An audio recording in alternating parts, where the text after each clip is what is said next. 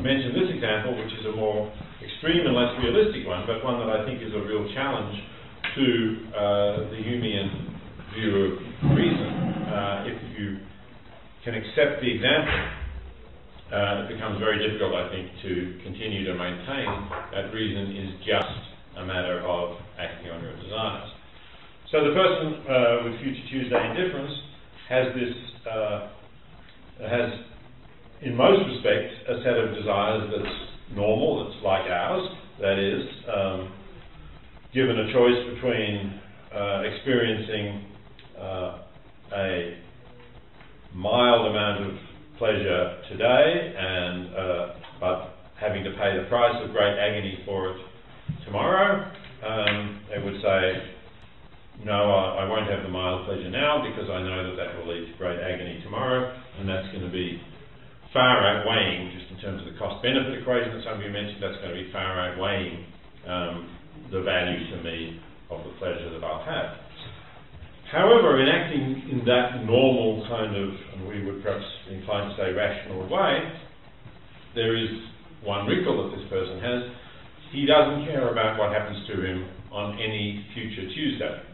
So if somebody says to him, look, you could have a mild pleasure now, but it is going to mean that in a few days there will be a payoff that you'll suffer great agony, he's not going to just automatically say, no, I don't want it. He's going to say, well, when you say in a few days, what day exactly is it that I'm going to suffer the agony? And if the answer is Wednesday, then he'll say, no, I don't want the pleasure. Or if the answer is Monday, I don't want the pleasure. But if the answer is Tuesday, oh, it's a future Tuesday, I don't care about the agony then, so yes, I want the mild pleasure.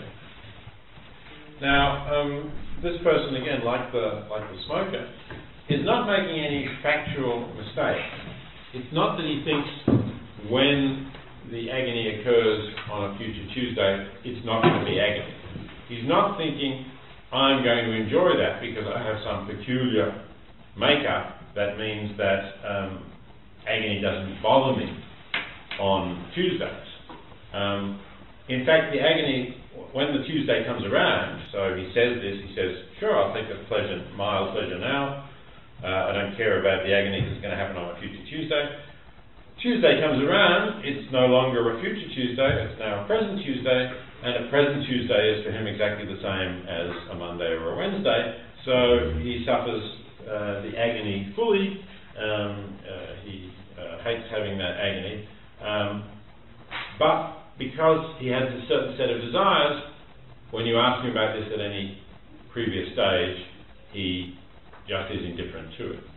So it seems that the person with future Tuesday indifference is acting on his present desires when he chooses to have mild pleasure today rather than even at the cost of extreme agony on a future Tuesday.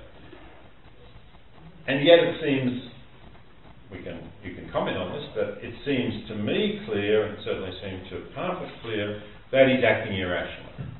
That if you knew somebody like this, you would say, this is crazy.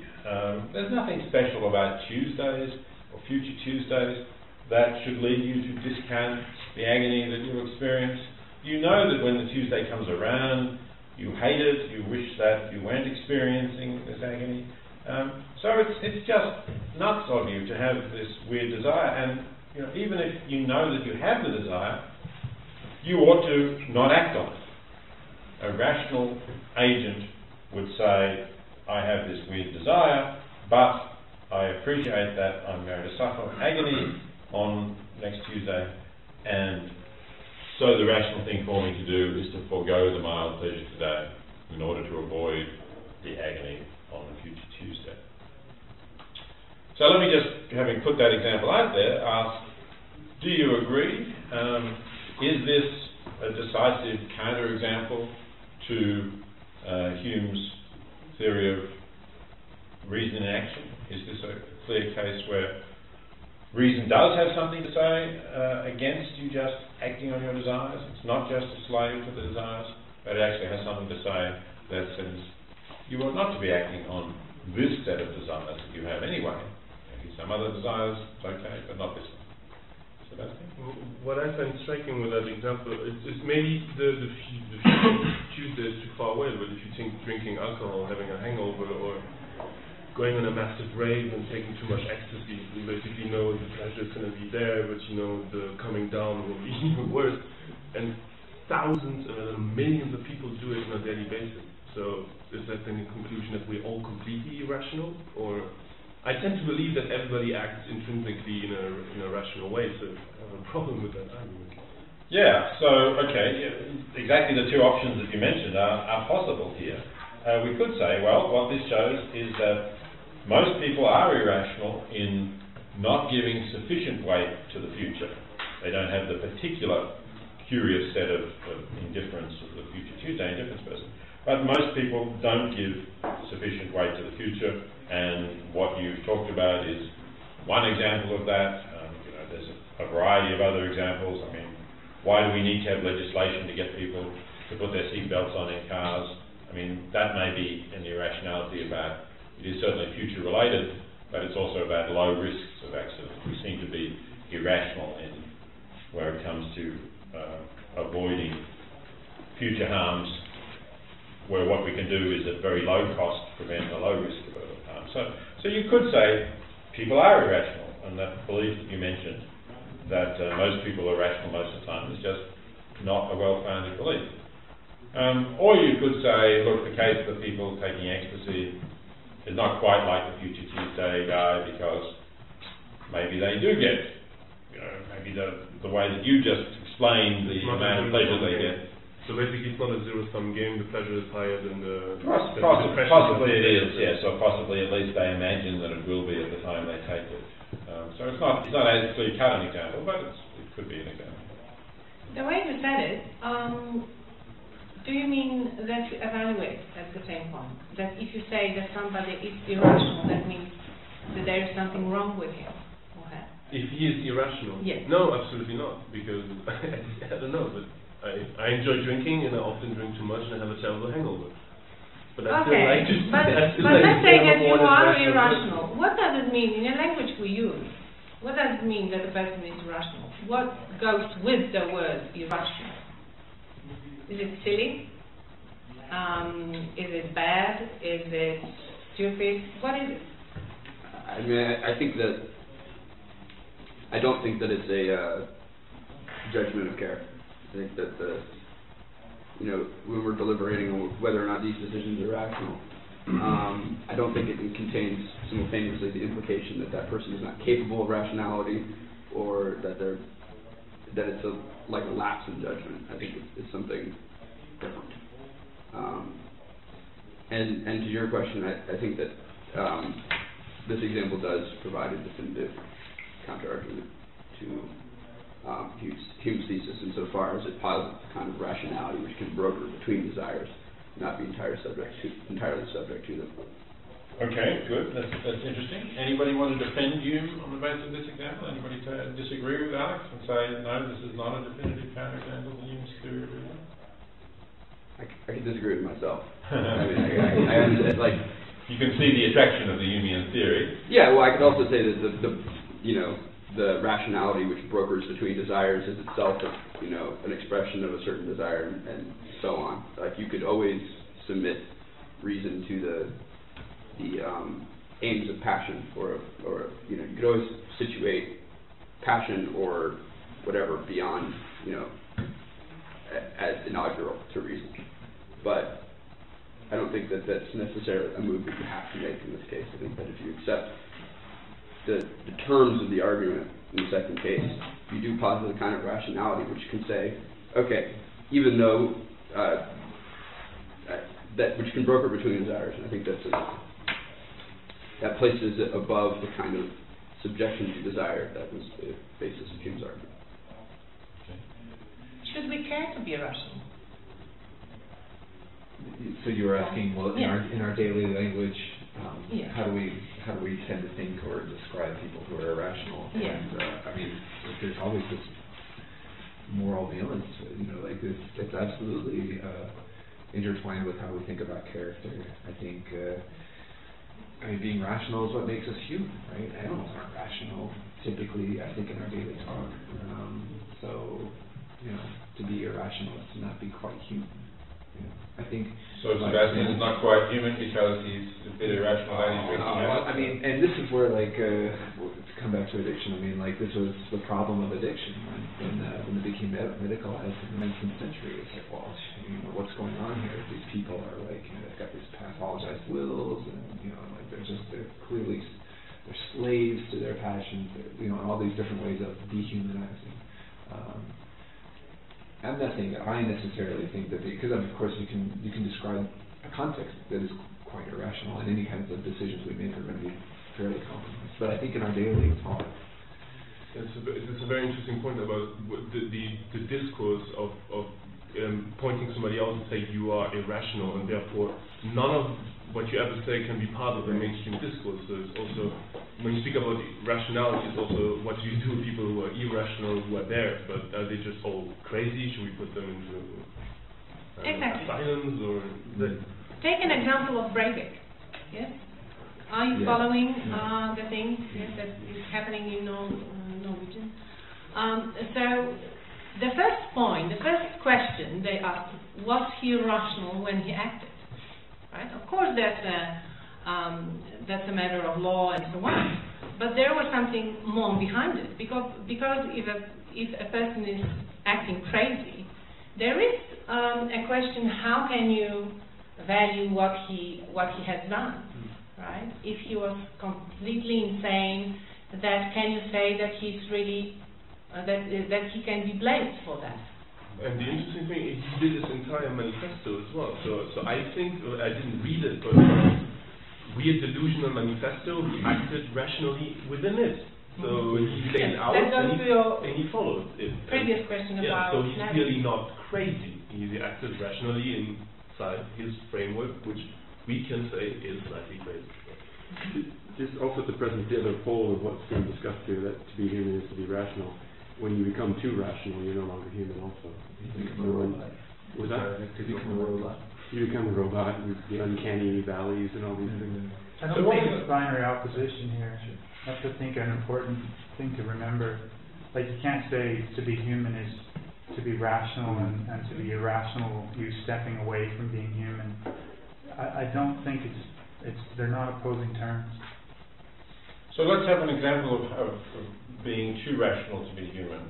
You brought up McNamara's programs. Adorno, the dialectic of enlightenment, really says that the entire enlightenment led to the whole. It seems to me to be a stretch.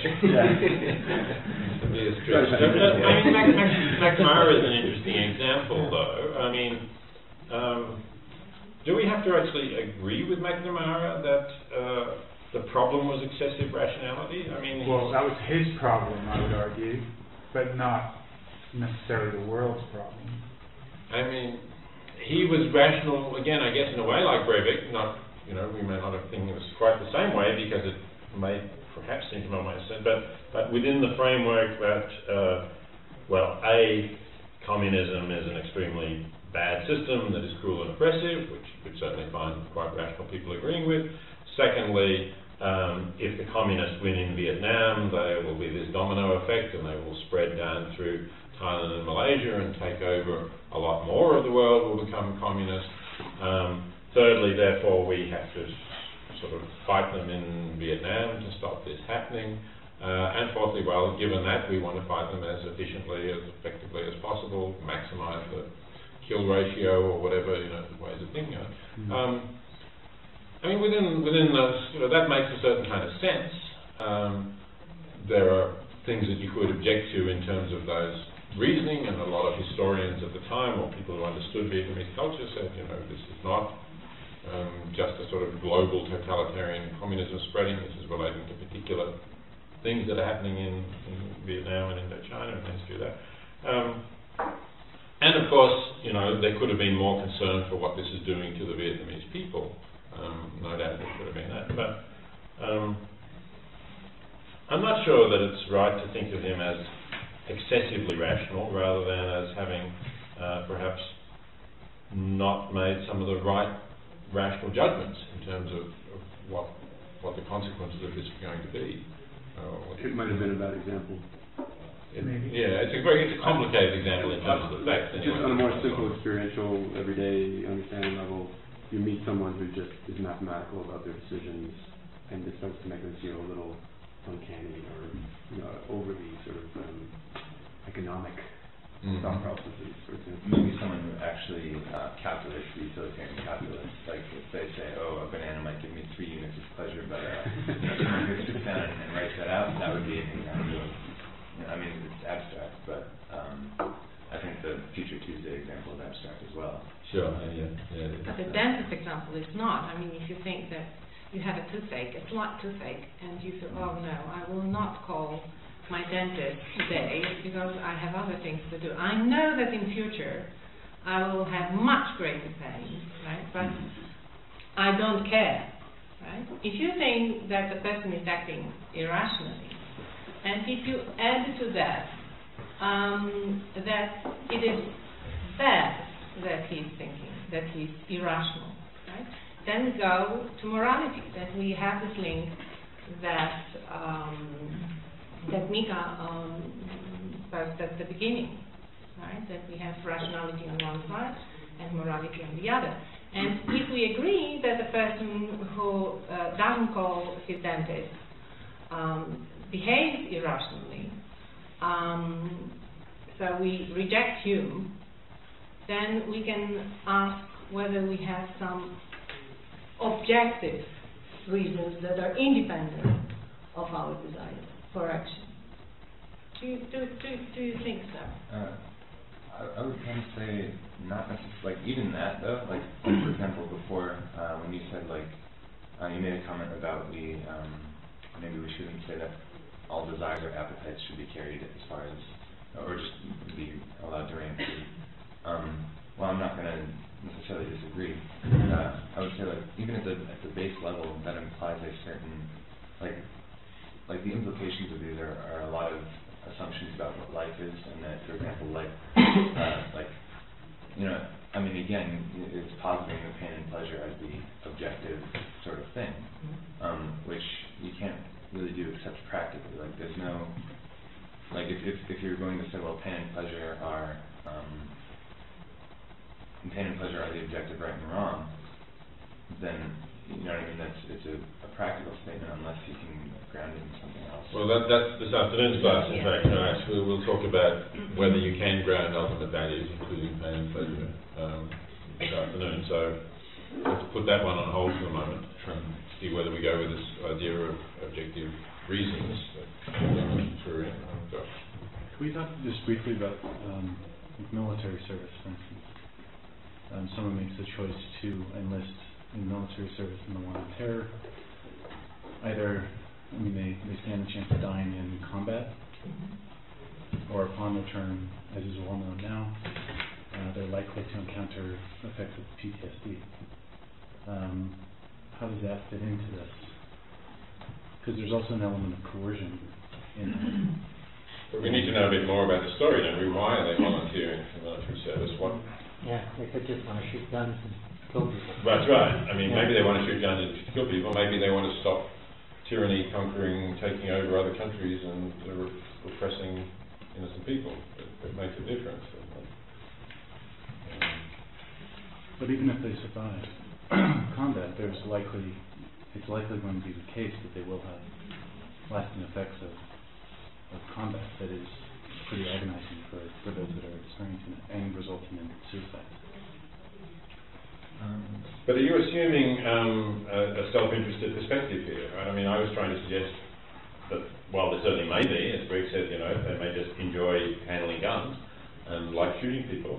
But depending on the war we're thinking about, if we're thinking about people who, let's say, volunteering to fight Hitler, they might not be thinking about their individual perspective at all. They might acknowledge, yes, there's a good chance I'm going to get killed.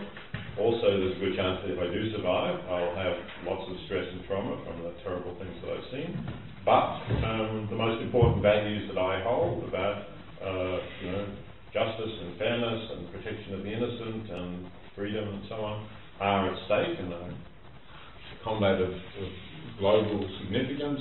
It's going to define our era for generations to come. So I'm volunteering to go and take part in that on the right side.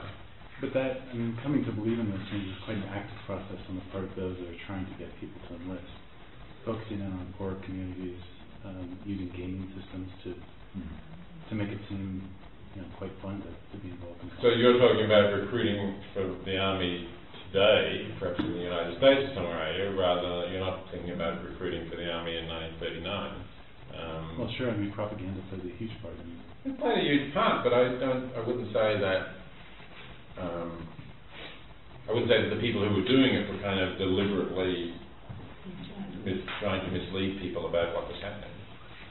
They believed it. The recruiters believed in it themselves. Probably they do in America now, right? I mean, I don't know, but I would believe that some of them really believe that they do something good. I mean, I have a friend in Afghanistan now, from a Kurdish army, and he tells me those stories that if they were not there, then women would not, could not educate, and so on, right? But in a cultural relativist way, just if we probably believe in as much as believing. So there are a few questions. I mean, first about intentions, right? And their intentions may be quite right, that they want to do something good, that they believe that there is good. The other thing is, do we have any objective reason? I will come back to that, right? So, because you talked about cultural relativism. So, is there such a thing? Yes? I mean, are some things simply relative and you cannot find an objective reason for your action? Or maybe certain values, and as we'll talk in the afternoon, are objective, and then there are objective reasons to act, to aim, to get it. So the universality of human rights, for example. Something like that, yeah. I mean, is it good for women to be educated, whether they live in Afghanistan or in Switzerland, right? I mean, is there something wrong with a culture that says that women should not be educated? Or, since we're in Switzerland, that women should not vote? It's not very long ago, right? In the 70s or something, women get to vote here. I mean, was there something wrong with Switzerland that they denied women the vote until then, even though that might have been their culture? So, yeah, that's the kind of, that is part of the argument that we want to explore, whether you call them universal human rights, or whether you see them as implications of other, more basic values that we might want to talk about. I certainly don't think we have to believe that it's simply a matter of our culture that thinks that women should be able to vote and have an education, and other cultures don't, and that's all you can say about it. I certainly think there's more to be said about it than that. There's the greater good, is what you're suggesting, and cultural relativism is, I'm not into it, I don't know how to put it nicely, but I think it's highly problematic. Mm-hmm. And there is a greater good, but I think that argument of the greater good has been used for the greater bad often, like Bush, whatever. But I think that essentially, or that's the wrong word, but I like to think of a greater good. You know, I don't know how else to put it without, but it's not, again, not binary. It's not. Would we agree that it's a wrong practice, but the thing that we do want to maximize, for example, can be objective, right? So in practice, it went wrong, but the idea was fine, right? So as an idea, yeah. And the practice sometimes goes wrong because we're liable to biases and to errors and to thinking that the way we do things is the best way to do things, and sometimes we can make mistakes about that and not fully understand why people in other cultures do it. But that doesn't mean that we're always wrong about that. And I think your idea that there's a greater good if women can be full contributing members of a society, for example, on an equal footing, but that leads to greater goods than societies in which they can't. That would be one way of doing it. It's a whole historical, retroactive. You can think of this rationality of the greater good in terrible ways or good ways throughout history. Religion, imperialism, all kinds of things have been masked as the greater good. But I still, on an optimistic note, as an idea, believe in the greater good. Yes.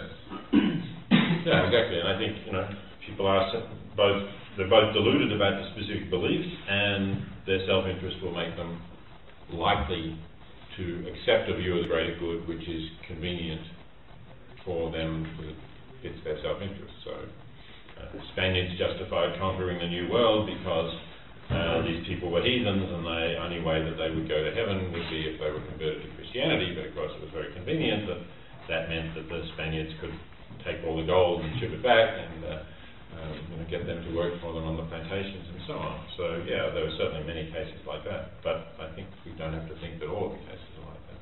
And we may be also mistaken about the means and not about the aims, because the aims may be fine, but the means may be completely wrong. Democracy may be really good, but the way we want to maximize democracy in the world may be very wrong. Again, I still have the question about the limits of knowledge, because this kind of, like, by default, this implies that 100 years from now, what we see as our objective reason, like if scientific knowledge should be continually increasing, this kind of implies that in 100 years, no matter what the objective reason is to us today, or our objective good, it will be a antiquated cultural time thing from the perspective of the future.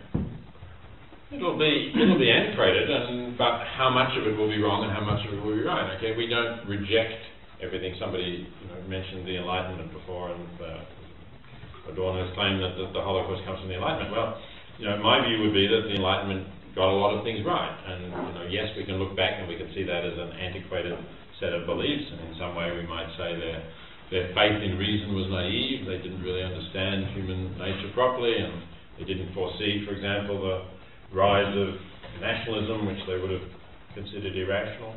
But all the same, they did establish ideas of equal rights and equality, equal rights for all citizens, and they've been very important, and they've been a very progressive force in many ways.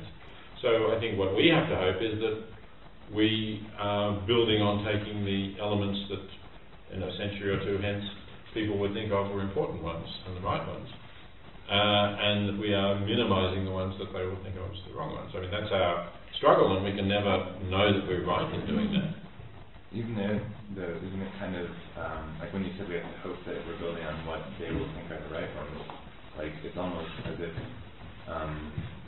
we're building based on what we hope will be the culturally accepted. You know what I mean? Well, why do we have to say we hope it'll be the culturally accepted, or why not to say we hope that we've actually, and this goes back to Katarzyna's point about whether there are objective reasons, that we have actually appreciated more of what is objectively good, what any culture, insofar as it develops its capacity to reason. How can you tell the difference between the two? How can we tell the difference? So, I mean, one question is whether we can tell the difference, another question is whether there actually is a difference, and both would be controversial, sort of the, so if you're asking how can we tell the difference, perhaps that's also what we're going to talk about this afternoon, isn't it? How can we know what our objective goods, and how can we try to avoid the things that are simply the products of particular cultures that are not based on some objective goods, or perhaps, this is something else we can talk about, are things that, even if they're more or less universal among humans, are universal for not persuasive reasons. Like they're universal because we all share a certain biological heritage, as well as people having different cultural heritage. We've all evolved from beings that had to do certain things in order to survive and reproduce and ensure the survival of their progeny. So that might make a difference too. So can we actually get our reasoning going to a point where it can look at this critically and evaluate the different aspects of it and say, well, there are some things that we can see as independently or partially good and others that we can't. In a way, it's a question whether it's better to think that there are some objective things right, for example, or whether it's better to think that they are subjective. Is there a difference in thinking and in action if we believe that there are things that are objectively right? The knowledge, you talked about the knowledge. I mean, think about treatment of animals. Peter will talk about it later, but if you think about our knowledge of what an animal feels, how the biology and all the sciences told us what is the difference, right? I mean, Descartes thought that an animal is a machine, and now we know that it is not, and how it's changed our action towards animals. So knowledge helps a lot, but of course it's not only knowledge, but we have to use it in a normative sense. We have to draw some conclusions that are normative, not only factual. And this again goes to maybe some progress. After all, if you think about killing, killing was always treated as wrong, but the question was whom to kill, on whom I should not kill. Right? First, I could not kill a neighbor, right, or a person that lives near me in the same village, but I could kill somebody from the other village. And then Your slaves. Your slaves. Exactly. I could kill a slave or a woman, right? Then I could kill a person from Africa, right? Then I could kill a Jew. Then I could kill an animal. And now we are thinking that for some reasons it's not right to kill any sentient being, or not just to kill. Right? So, and we still can kill carrots, for example. Who? Carrots. Non-sentient beings. And that's very unfair because carrots can move. We'll talk about that later, I think. But anyway, you stop thinking that it is just right to kill an Afro person, right, from Africa, for some reason. Now, are those reasons subjective or objective? I really liked, Sebastian, your question about Nazis, because often they say that it was really a collapse of reason, right? I mean that what they did was so rational, and it was clearly, you could clearly see that was always the easy way out. But in popular cultures, you just say like they were crazy, they were not part of our species. There's always the easy explanation. Or for example, terrorist attacks in 9/11. It's just, why did they do that? They hate our freedom. It's kind of too easy, I think. Josh, do you want to say something? Yeah, I was just, I don't know, well, for one, I would disagree that it's now wrong to kill people. I mean, I think the state does that all the time for its own means, which is kind of what I've been thinking about, in that I think, and I get a lot of this from Deleuze, who says that, like, the very notions of reason and rationality and this idea of like objective truth and objective good is very much bound in the state, and the way that the state can decide what is rational, can decide what is a reason to act, and then can make that the standard that everyone else should go by. For instance, 9/11, the terrorists acted, they were irrational, they were these crazy people who were overly emotional and, hated America, when that's what the United States decided, that was what they told everyone, and so that became the notion of rationality versus irrationality. And I think that there are multiple examples of how the state is able to decide what reason is, and then we as citizens of that state, or people that are influenced by that, have have to either be for that or not really have another option. Okay, let's talk about that a little bit, because I know many of you have come out of traditions that may be more sympathetic to that view than Katarzyna and I are.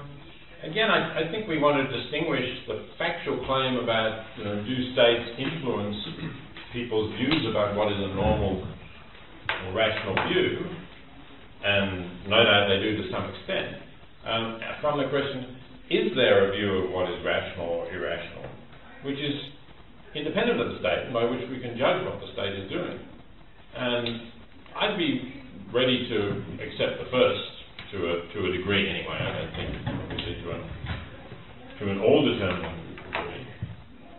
But I think it would be really a tragedy if we accepted the second, because that would, if you accept the idea that the whole notion of reason has nothing to do except what a state determines in a given society, then we're back to a kind of a relativism, not exactly a cultural relativism here, but a kind of state-determined relativism, because you live in one state and your state says this is rational, and that's why you think it's rational to do something else, and I live in a different state and my state says something else is rational, and therefore that's what I think of.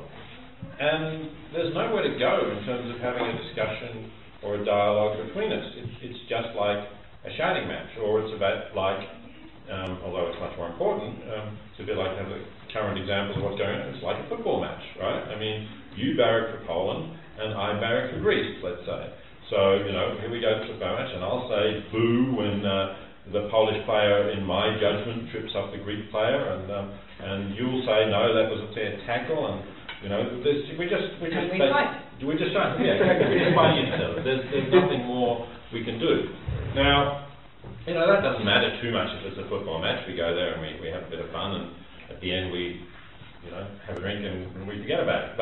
But if this is really going to determine the whole notion of what is rational, what are the predictive reasons for action, and also ultimately then what is a good thing to do or a bad thing to do, what is a good way of living or a bad thing to do, then I think that becomes much more serious, that we cease to have confidence in the value of discussion and dialogue between people who are influenced by different states or coming from different states. And then again, as you said, it seems like we have nothing to do but fight, because there's nothing else.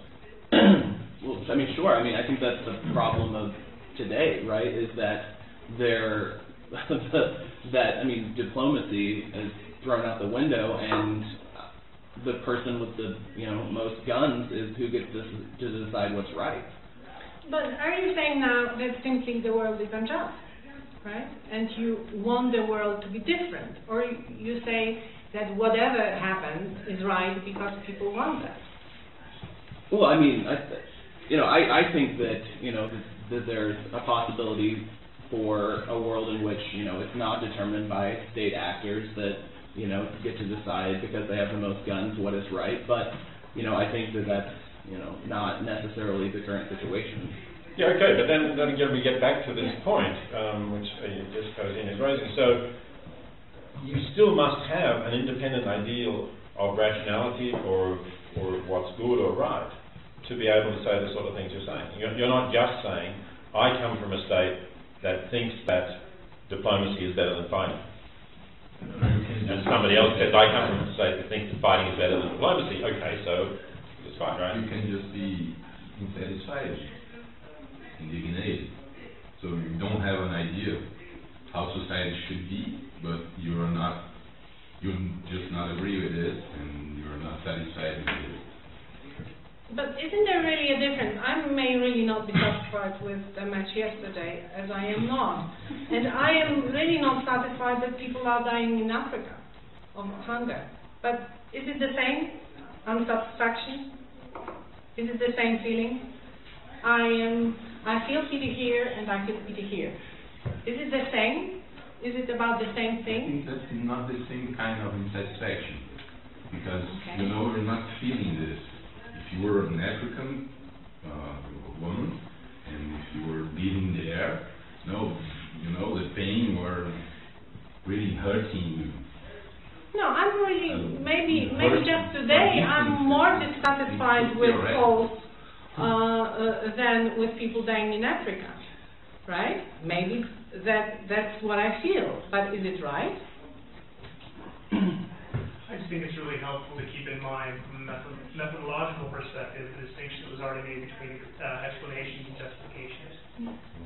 I think it's interesting and sometimes very fruitful to consider various sorts of explanations for the way that the power tends to work today and so on. But we can't necessarily derive from those explanations any particular justification that might act at a certain given time. It does seem to belong to different kind of conceptual words. So I think it's helpful. I mean, you can do both things. I think it's not practical too long. Right, I think that's right, and I think that's part of the point that we're trying to get to, that again, to answer these things from a first-person perspective, it's not enough to explain it and say different people are influenced by the state, which tries to monopolize the view of what's rational to do. We have to think for ourselves about what is rational, and for that we have to get into these questions that we've been asking. Can we think that there is something, take Katarzyna's example, that there is something objectively worse about the fact that there are people who are, let's say, children who are dying in Africa because their parents cannot afford simple treatments that could save their lives. And that's worse than the fact that Poland did not defeat Greece in the UEFA Cup last night. You know, and maybe, I guess Katarzyna's saying at the moment she feels emotionally more upset about the fact that Poland didn't defeat Greece last night than she does about the fact that there are children dying in Africa right now because their parents can't afford simple treatment for them. But I guess what you're also saying is you realise, despite the greater emotional salience of Poland's performance, you realise that the other one is somehow more significant, more important, that there are objective reasons for caring about it. I may not feel for the Africans anything, right? After all, I'm maybe a person who really feels a lot towards my family and myself. And I can still think that it is wrong to let them die, or that there is something irrational of me if I do not help. Though my feelings have nothing to do with that. What I really, I drew the circle for a reason. When you were talking, I thought that maybe it's a problem that we think of rational actions as wider than of moral. So, I mean, there may be more circles like that, but let's concentrate on those two. So here rationality is broader, right? So I can be pretty rational and act immorally, right? When I act morally, I'm also rational, but I can be rational and immoral. And here, I am both rational and moral at the same time. Here, for example, I may think only of myself or of my family, and think that I have objective reasons to act towards something for my family. Let's say that I think that I have an objective reason to buy my daughter a 10th Barbie doll, okay? And yet I realize that it's quite immoral, because she really doesn't need the 10th Barbie doll. And I should send those money to Africa to help a real person in need, right? So is it this, or when I do not send the money to Africa, I am irrational? There's also amoral action, okay, which could be rational. Just okay, like give an example. I mean, stand up in the morning. Not moral, not good, not bad. Sorry, I didn't hear the example. Stand up in the morning. Stand up in the morning? Yeah. Is it rational? It is. Yeah, maybe. I want to know what the alternatives are. If the alternatives are I just lie in not bed. Moral. Well, not everything is moral. I don't know. I don't see that one. At least, let's take me this morning, right? I had agreed to come here and teach this course, and if I had not stood up this morning, I would not be here teaching the course, and I would have failed to, in various ways, would have failed to keep my word to Wolfgang, who asked me to do it. I would have disappointed my presume, a number of you. Maybe if you've got my break, we can go out and go to sunshine. But let's assume I would have disappointed you because you came here to have this class. So, it's not so clear that that's amoral to me. That seems to me... No, but that's a different example. Let's say that you want to stand up in the morning to watch a football match in the television. Okay. That may be so something... you need to use your watch, timer to stand up in the morning. You need to be kind of rational just to realize your desire. But you're not being moral or immoral by standing up or not. Yes, although according to some theories, if you could spend your time on other things like helping the needy, I don't know, or spend the money that you would then send to someone, or many other things. Moralized, like the whole world becomes completely moralized. But that's a possibility. That's what I'm saying. I mean, it may be that in this case, let's say you had three choices, right? Stay in bed, get up and watch the football match, or get up and write a letter to the newspaper telling the people that we're neglecting poverty in Africa and we should be doing much more about it. And let's assume that you would have got your letter published and it would have stimulated a few people to donate to an organisation that would make sure that more children in Africa get vaccinated against measles. So in that case, you have three options and two of them are immoral, on one view anyway, right? And what you ought to do is the third one, if that is the best way that you can have it. So everything is moral. It's a possibility. I don't think we can reject that possibility, just by saying I don't like the idea that every decision I do is a moral decision. That's possible. Suppose I would feel guilty every time. That's another problem, and that's interesting. Josh talked about it, yes, about guilt. And it can happen that feeling guilty is actually not good because then you act less towards moral things, right? But that's another problem. That's a practical problem, how we should psychologically feel to be more productive, for example. So if you just felt guilty, so if in fact the result of your accepting the view that I presented as a possible one, that is a fully moralized world, if the result of that would be simply that you stayed in bed and felt bad about it rather than staying in bed and enjoying it, then obviously that's no good. But if the result is that at least every second morning you got up and did something that would help starving people in Africa, then maybe that guilt is not such a bad thing. Okay, who else wants to come in on this? Yes. I hope this isn't gumming up the works, but it seems to me the virtue ethics is really more relatable. I don't know if useful, because then we're not talking precisely about what is right and what is wrong, but rather what's appropriate. So is it appropriate to stay in bed? The house is on fire. Man, I'm having the best day ever. Is it appropriate for me to be in bed? That just seems, frankly, maybe I'm really wrong here, and I would love this clarification. It just seems to me like that's actually a much more practical way of talking about how to go about things. Like, well, what's my context precisely? So after I've already, I guess, assumed a certain set of virtues. Exactly. So in virtue ethics, basically the question you ask is not what ought I to do here in the sense of what will have the best consequences here or what will be right or wrong in accordance with some rules, but rather what would a good person do here, what would a virtuous person do in this situation. And that can be quite a practical way of making decisions. I don't object to it as such. But what I object to is the idea that it's a complete account of ethics, because I think you just said why in your last few words. I have to already have an idea of what the virtues are. And some people who defend virtue ethics just take a fairly traditional view of what the virtues are. It's a tradition that goes back to Aristotle, and they take a lot of those virtues. But firstly, often they're rather vague. So take, for example, an example of the virtue of courage. Right?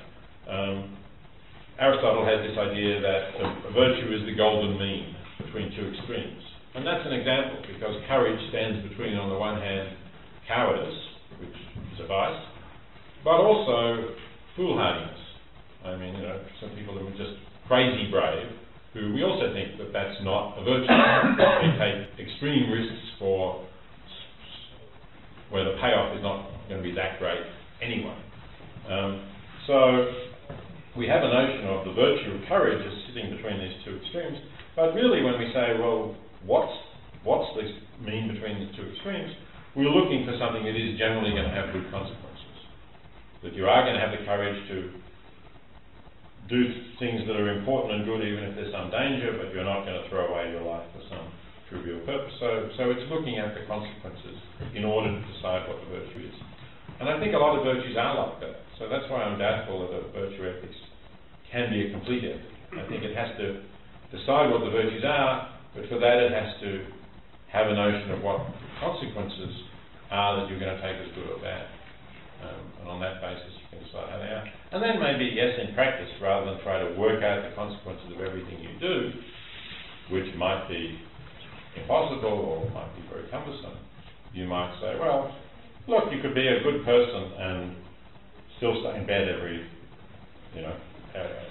Sunday anyway, sleep in and not always strive to save the poor every moment of your existence, as long as you do. But on some days, that might be the way how virtue ethics handles that kind of case. I think it's not about consequences, that is based on some kind of nature thing. Yeah? So there is a question, okay, what is natural? What does it mean to be a human, right? I think that you've asked this question before. And then you have to explain what it means to be a human, what characteristics we should have, and why. Why those? Okay, so why to be courageous? Do we need it? If we need it, then for what? Or is it some metaphysical concept of being a person? And then what are the bases of that? So that's, I think, difficult to justify. Again, every theory has some difficulties. Yes, right. Okay. Who else? George. I don't know what this more. I don't know what moral is. I don't know where it comes from. I don't know what the definition we're working off of is. And it seems like, all of these things exist within a web of relations. The state operates, yes, at the state level, but there's smaller states within the state. There's these small interactions and relations that can challenge a traditional sense of the moral or the rational choice, given the particular circumstance. So I guess I'm just interested to know what both of you are working off of when we talk about the moral. Of morality. Yeah. Right. Maybe also to complement this point, it goes in the same direction with the objective morals, like in a positivistic sense, that there is a morality out there, well, versus something subjective, that we live into an intertwined web, and it's subjectively defined what is moral for another. Okay, so let's confess. Right? So I think that we are both objectivists, that we both believe, as many others, believe that there are objective reasons for actions that are independent on our desires. That there are reasons for actions that just are there. And of course there is a question now, what's justification for that? And I think that's the truth. And that's difficult. So what are the ways of justifying reasons? Let's say that I do believe that there are objective reasons. I can believe that it is intuitively given to me, that I simply have this intuition that, for example, it is wrong to hurt others without any other purpose, right? So I have this intuition. That's the first thing. I can believe that I have this something in me which is reason, and this reason is constructed in such a way that it shows me that first something should be treated as impartial, So there should be, for example, impartial reasons. And there must be something substantive about that. So now about the value, and we'll talk about this again. So that's another one. And the third, of course, is about communication between us. So I will tell you what I believe is wrong, you will tell me what you believe is wrong, and maybe we'll meet somewhere in the middle, and because you agree with me, that will constitute my belief and your belief. And now there is also a way that we work on to put those things together, right? So the first one about intuition is called foundationalism. So you have this very basic belief, which is the foundation of the rest of what is normative for you.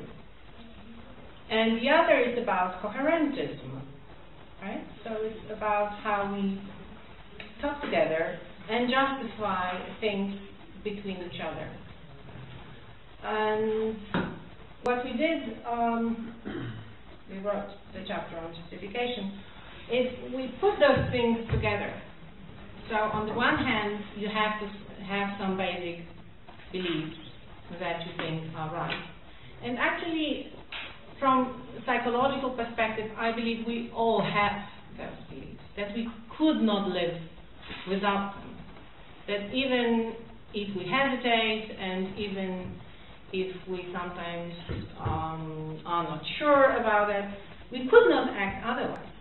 I believe that it's the only way that helps us to move on, that we have to believe in something. Because otherwise, I mean, nihilists believe in something as well, right? And on the other, so first the belief, the foundation. But of course you want to check your belief against other people. So you want to believe that you are not completely wrong. Because though you may strongly believe that you are right, if others think something completely different, at least you have to find another reason why you think so. So for example, we believe that the further from our biological desires, the better, in a way. Yes. So we know that as animals, we have certain desires, like a desire to keep my children from harm, but I may not have a desire to keep other children in Africa from harm, right? And the question is why? Of course, it can be explained, not justified, but explained biologically, yes, evolutionary. But I may still believe that it's wrong, that I am not impartial towards children that live, that I care more about my own than about others. So, I mean, there are different ways of looking for justification of my beliefs.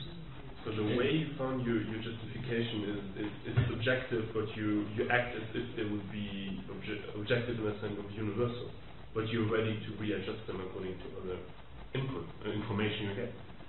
Yes, but why would it be subjective? Because you're willing to renegotiate that with other people. So kind of that's only a factor. Sorry? That's a factor. That's not a point that I would and renegotiate is not the word you use either, right? You use rather to check up, to use as a kind of check. Well, have you gone wrong in your reasoning?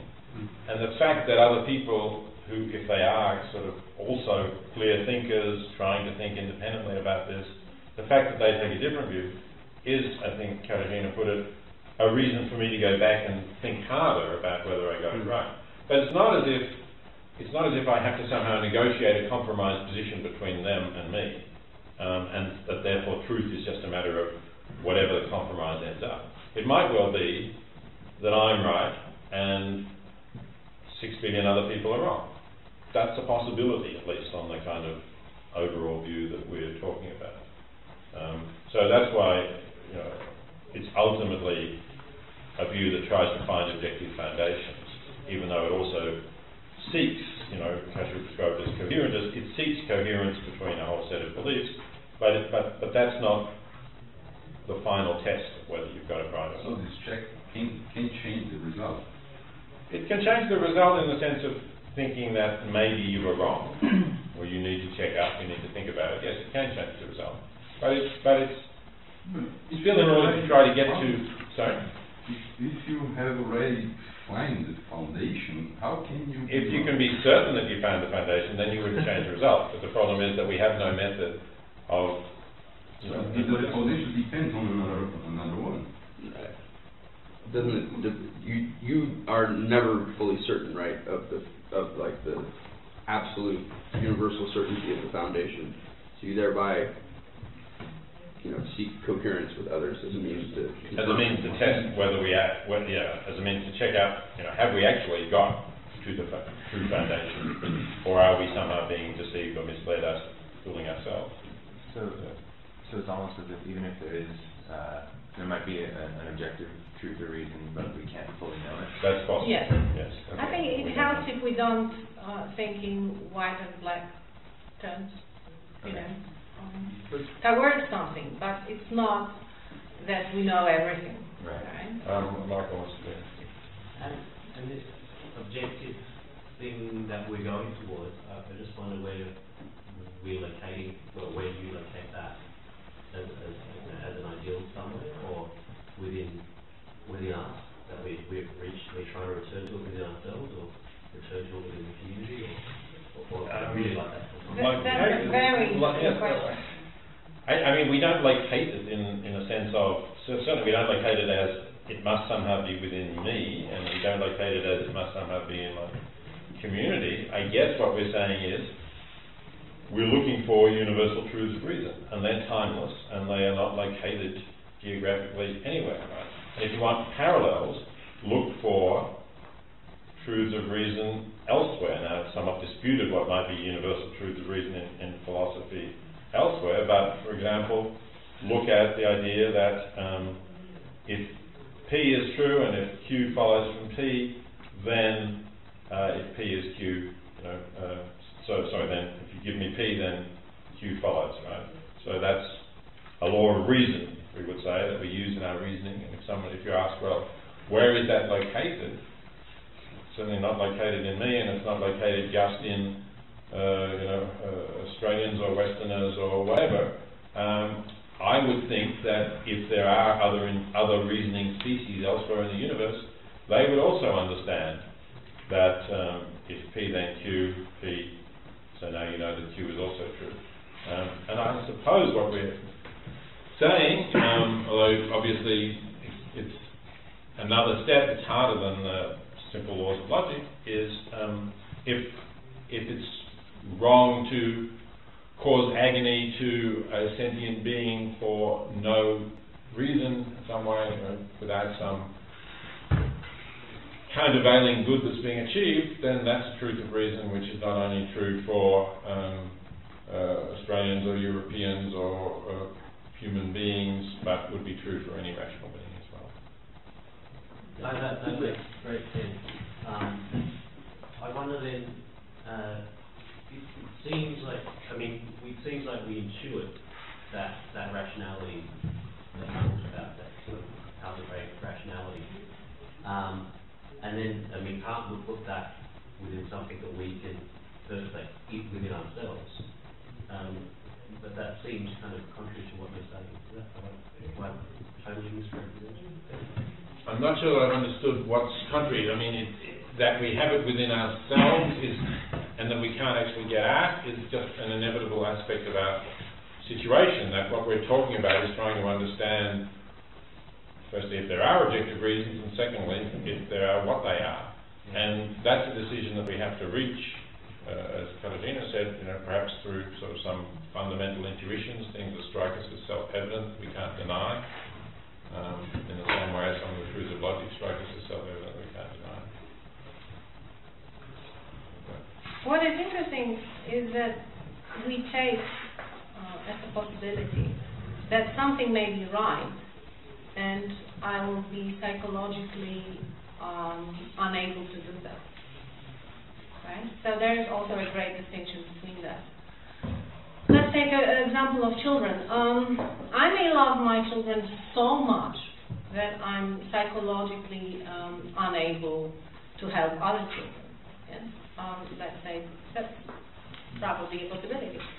And still, I will say that helping other children is right, and not only care about my own.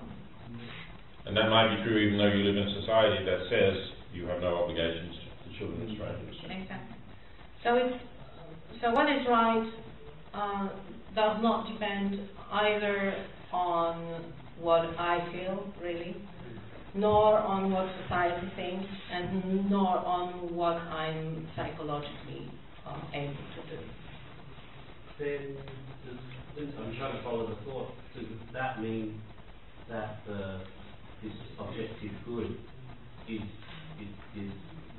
a means? It's just the utility to achieve. It's not just the utility to achieve some good. But the good itself has to be the objective. Then how do you justify So it is the intrinsic good in the end that we're looking for. Yeah. Which is not a bad place to stop us when we're doing that next time. But So we'll talk about the aims in the afternoon, right? And objective values to aim at.